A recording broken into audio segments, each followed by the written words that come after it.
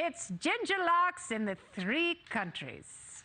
I guess it's the 3 countries would be Great Britain, the U.S., and Canada, where they should really move to. The once cool Prince Harry managed to upset everyone in the U.K., and now he's making everyone mad here in the U.S. Will he ever find a home that's just right for his royal BS? The Man Panel is back. Chris, Kevin, and Dave. Chris, am I being too hard on poor Prince Harry? No, not at all. Absolutely not at all. Do you remember when they first announced that they were splitting from the royal family, and it was because, they wanted just to lead a quiet life and be out of the spotlight? These 2 attention whores make AOC look like she's camera shy. Legitimately, when I read the thing, which, by the way, the Vogue article where Meghan Markle talks about how they had a guttural reaction to the Roe ruling, I thought that's the same reaction the rest of us have every time we listen to one of you 2 open your yappers. It's a guttural reaction. Shut the hell up. You are the most privileged people in this country. You've led the most unbelievably privileged lives. Shut up, count your money, and lay at your mansion having a good time. Yeah, there are a lot of people from whom I would take a lecture on freedom. Prince Harry is not one of them, Kevin. Yeah, Kennedy, and we've had conversations in the past where he's kind of stuck his royal foot in his mouth before. The saddest thing I think about all this, and you said it at the outset, that this was supposed to be an event honoring Nelson Mandela and his incredible legacy on the floor of the UN General Assembly, and to have it co-opted in this way where we're talking about some of the hypocrisy is just problematic. And I think, a speech that just focused on that great legacy and highlighting Mandela's work, not just in South Africa, but around the world, would have been a more fitting tribute than some of the things in terms of the commentary he had about the adopted country now that he lives in. It's inconceivable to people who, I guess are younger than 40, who don't know his story, what he went through, and to triumph and become the president of South Africa, to actually suffer and do something and still be optimistic and forward-looking after all of that. But, Prince Harry just has to wreck everything, Dave. Yeah. Okay. So I agree with everything everybody said, but just on the topic of a lecture about freedom, and I will make this quick, but, if you want to talk about constitutional rights that have been peeled away, go through the Bill of Rights. I mean, the First Amendment, take a look at Julian Assange. Take a look at people who were arrested for the crime of going to church during the lockdowns. Take a look at the executive branch giving lists of people to be silenced on social media. The Second Amendment, we have people sitting in cages for decades for the crime of gun possession. The Third Amendment, we have tens of thousands of militarized police SWAT raids a year. The Fourth Amendment, meet the NSA. The Fifth Amendment, meet... Oh, 100%. That's a military. I don't care what you call it. That is a military. Troops. I just thought that the fellas couldn't come stay at my place for free. That's why I charge them. Yeah, well, they're not allowed to enter your house in peace times. They're not allowed to enter your house in peace times without your permission, according to the Third Amendment, and that would seem to be a violation to me. The Fifth Amendment, take a look at the IRS. We are all forced to incriminate ourselves every single year, and I don't have enough time to go on, but we could do this about every single amendment. You have a minute. It's funny when the only thing they mean. Okay, what is they're all there. The 10th Amendment, what a joke. There's the 10th Amendment. The states have they say anything not explicitly outlined for the federal government to do is left to the states and the people. That would eliminate 95% of the federal government if we enforced it tomorrow. So the idea that constitutional rights are being stripped away, yes, they are, but the only one these people seem to care about is abortion, which is nowhere in the Constitution. It's quite bizarre. Yeah, so Prince Harry has such a limited understanding of that, Kevin, but he says, a woman had a constitutional right to kill her baby for 50 years, and that has been taken away. Deeply troubling to my insufferable wife. You have 5 seconds, Kevin. Well, number one, I love that accent. Number two, I think Dave Smith is definitely running for president. I hope that he announces here when he does. Even if he's not running for president, he's my president. He's on the short list. He's on the short list. He's very tall. He's 6'7", which makes him a shoo-in.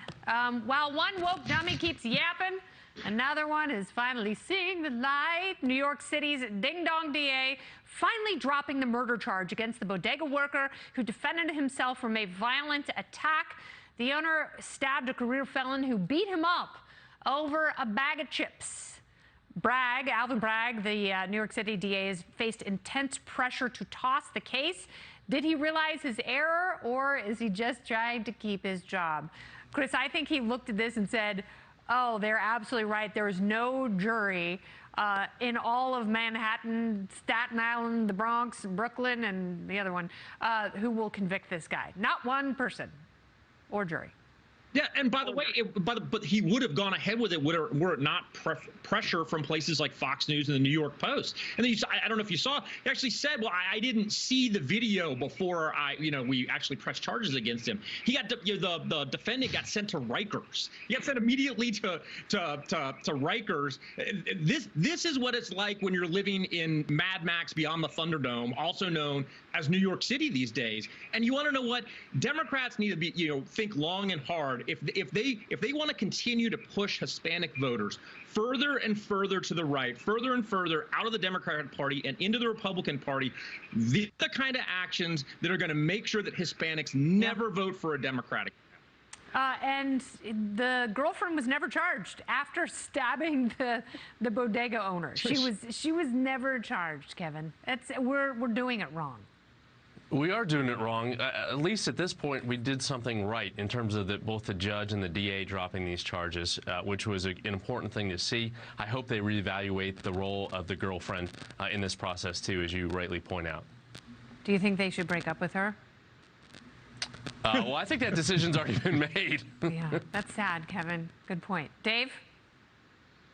Yeah, well, so I think that basically, yeah, the correct decision was reached, but that as was mentioned, the really important point here is that, I mean, they came down on this guy so hard. They threw him in Rikers and gave him a $250,000 bail to start. And it's really something to see these progressive prosecutors who kind of rose to prominence on the promises of, not locking people up for drug possession charges and not being so aggressive for crimes that really aren't that big of a deal.